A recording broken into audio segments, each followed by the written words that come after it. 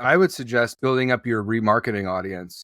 Even though if you maybe not have that advertising budget just yet, start placing the Google Ads pixel on your site, LinkedIn Insight tag, put that meta pixel on your site, just so it's like collecting those audiences of people who visit a certain page of your site or visit any page of your site, so that when you're ready to flip on the ads, you can do remarketing. Because I think remarketing is going to be a better way than just like a cold ad to a cold audience that may have the interest that you're interested in. They don't know who you are.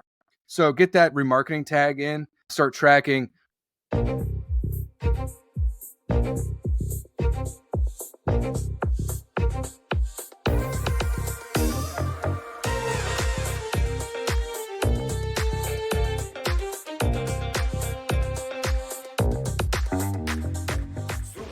Welcome to Super Entrepreneurs Podcast. I'm your host, Shahid Durrani. Today we have with us RJ Huebert. He launched his digital consulting back in 2019 and has been seeing some amazing growth, and I'm very excited to talk to him today about it. He's graduated from the University of Pittsburgh with a bachelor's degree in communications and earned his master's degree in strategic communication management. Welcome to our show, RJ. Hey, thanks for having me. I'm super glad to be here. It's my pleasure. My pleasure. So the main question that I have for you is, what was your main focus to grow your company so rapidly in such a competitive space? Because as everybody wants to get into digital marketing because it's lucrative, you're helping people, especially businesses that need help. But there's so many companies out there. You took a shine in all that noise. So I'm very curious to learn about that. That's a great question. And it seems like everybody has a digital marketing agency. I've been doing online marketing for like close to 15 years now. So I think that's one of the reasons why companies choose to work with me, is like the expertise and quote unquote doing it. I've been doing it so long that I'm able to provide insights and strategic decisions to help them grow their companies. Are you running ads for your own company as well, I take it? Oh, yeah, definitely. So I would say 95% of my business is networking and referrals. Okay. So I've been in chambers of commerce, AMA Pittsburgh. I've been shaking hands and kissing babies for years. And I always prioritized my network and friends. And it wasn't always like pushing the business, right? It was like getting to know the person and who are they? What are they into? And then developing a relationship, and then organically telling them what I do and how I could maybe help them. And that's how it's grown. But yes, I am also running ads for myself too. So how do you help someone? Obviously, it's competitive depending on the industry that your client is in.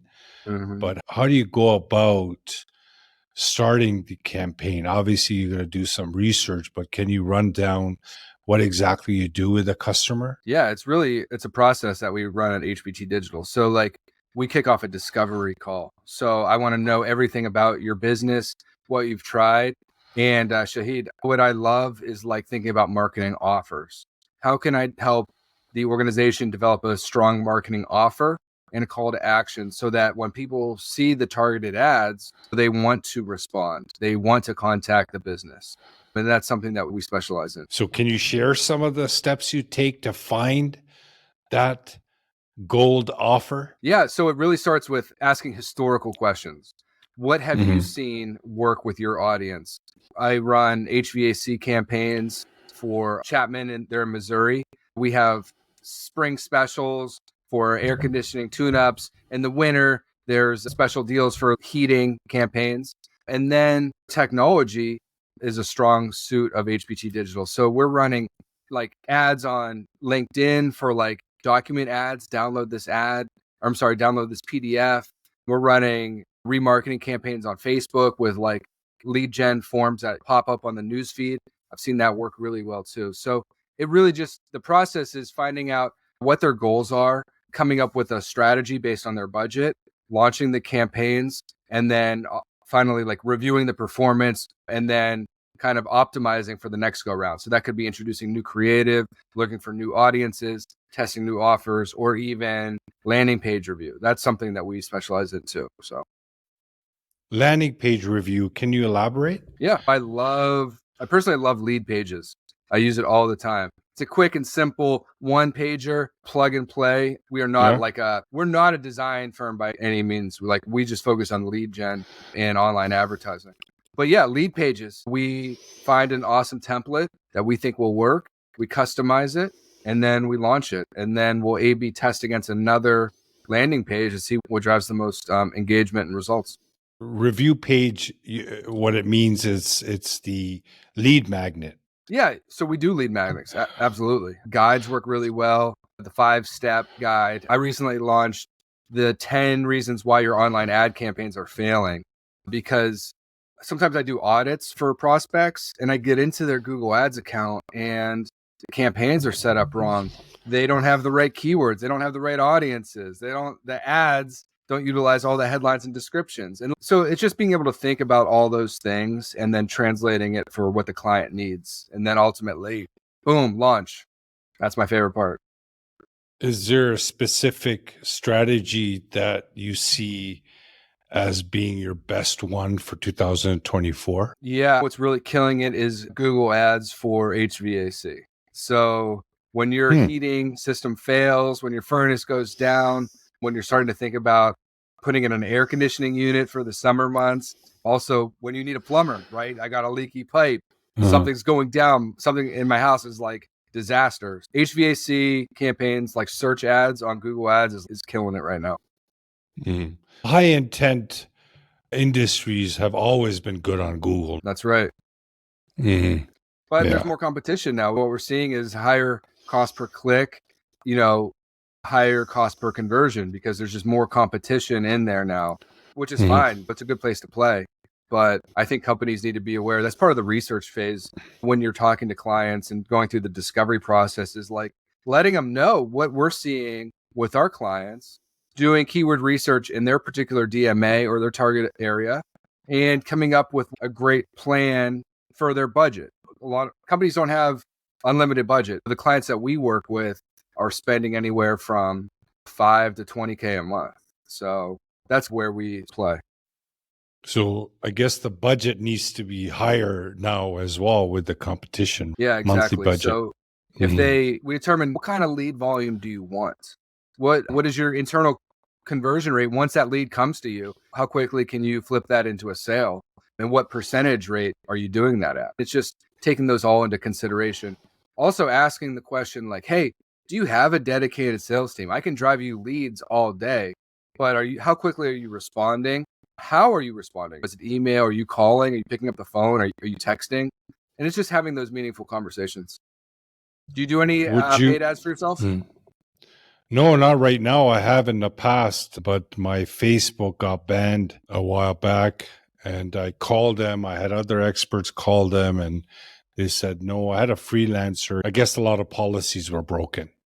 And that can happen. If URLs change, if the ad companies think, oh, I see this on Google Ads, like circumventing, like you start saying one thing in the ad with the copy, the image, and then maybe the destination has something totally different than what you're advertising, or the URLs don't match. So yeah, it was carelessness, 100%. Yeah. But definitely, I think ads is the fastest and the best way to generate business instead of going organic and anything else. Everything else is just really way too slow. Ads is definitely the way to go in terms of you turn on the faucet, right? It immediately starts coming. But I think you need to work your network and referrals. I think that's step number one. See if there's that low hanging fruit. Just asking questions. Hey, what are you doing now? What are you focusing on? What are your challenges? And are you looking to grow? That's a big part of question number 4. Are you looking to grow?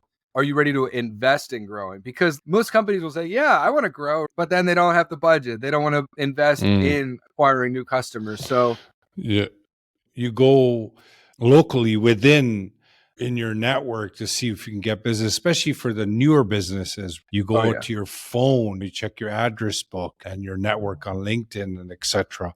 but obviously you're catering to established businesses, Right. which is great. Uh, can you share with us any steps that type of entrepreneur could take? You shared one to network, but something else that you could share for an entrepreneur that can get the ball rolling, speaking to leads without doing ads initially. So I would suggest building up your remarketing audience. So get into, even if you maybe not have that advertising budget just yet, start placing the Google Ads pixel on your site, LinkedIn Insight tag, put that meta pixel on your site, just so it's like collecting those audiences of people who visit a certain page of your site or visit any page of your site, so that when you're ready to flip on the ads, you can do remarketing. Because I think remarketing is going to be a better way than just like a cold ad to a cold audience that may have the interest that you're interested in. They don't know who you are. So get that remarketing tag in, start tracking. Are people watching your videos on Meta with the pixel? You can track if they watch a portion of your video, 3 seconds as a through play. Just start really understanding, are they interacting with your Meta page and your Instagram page, liking, commenting, sharing, and then just start thinking about remarketing ads to those people. Mm.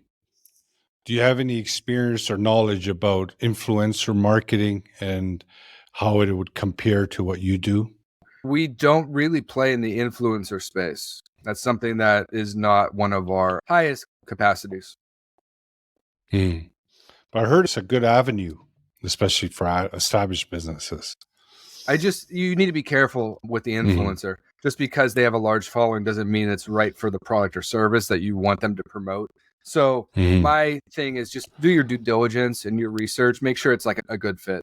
But yeah, I think that's something I would like to try when I do events, because networking and referrals play such a big part of what I do in bringing new leads to my business.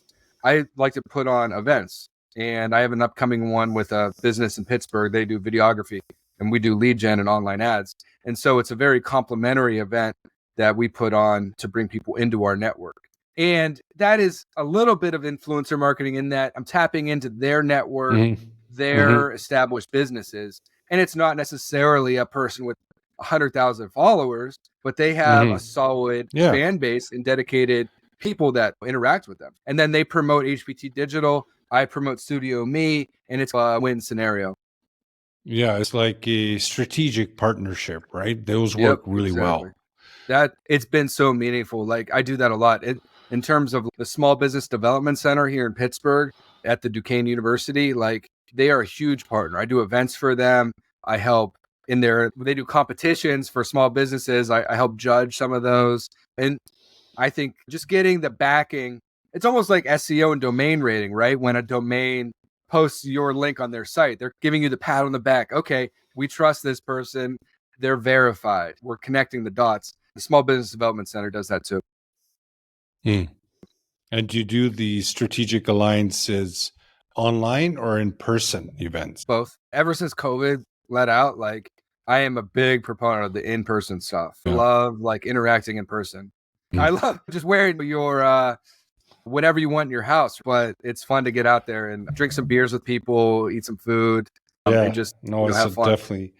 It's definitely another layer of relationship building when you're in person, because you get to read each other's vibrations more closely than you would online. So that's wonderful. If you ever need a mindset person, let me know. I would love to join in on those strategic alliances, helping businesses grow with mindset. And it worked with me as well. I've done a few strategic alliances events. They were amazing, because as long as everybody's in on it, as long as everybody is excited to grow or promote and to work that event. Can I ask you a question? Have you tried a LinkedIn event, audio, or like a webinar, like a live event? No. So I tried one, and actual attendees was small for my first one. I think I had 7 to 10 people. When they join, their networks find out about the event, what's happening, and they see your name, your brand, what you're talking about. So that might be an interesting avenue to pursue. If you ever wanted to jump on like a LinkedIn live event, we could do one together. You talk about the top 3 things top of mind. I'll come with some info and we'll provide value to our network. That's a great idea. RJ. Okay, just writing this down so I don't. All right. And if you awesome. want to, That was great. Great oh recommendation. yeah, I was going to say, if you want to talk mindset or if you want to talk business or whatever. Yeah. We can figure that out. We can meet and set up an event, what the actual topics will be about. And obviously they're short, probably going to be under an hour anyways. Oh yeah. Yeah. I think 40 minutes would be like a sweet spot to it during lunch. Yeah. So could you share with us what you feel your innermost superpower is that got you to this point in life? Going for it. I don't I don't sit back and let things come to me. Like, I go after what I want. Okay. So you're persistent as well. Persistent. Yeah, absolutely. Like, I'm about to celebrate year 5 for my business. We're a small business, and it took going after my first client, that first job, that first web design project, and I wanted more out of life, and I'm going to get it. Yeah, it was good. The reason why I wanted you to come on, because the fact that you have done some growth in a short period, and I know a lot of people pivoted during COVID, and I'm just hoping that this could add some value in someone's life, this conversation. So yeah, absolutely. Yeah. No, that's great. Man, RJ, it was great having you on the show. It was a great conversation. I'm wishing you all the best. Definitely we'll keep in touch. That would be great. I would love to. Thanks for the opportunity. My pleasure.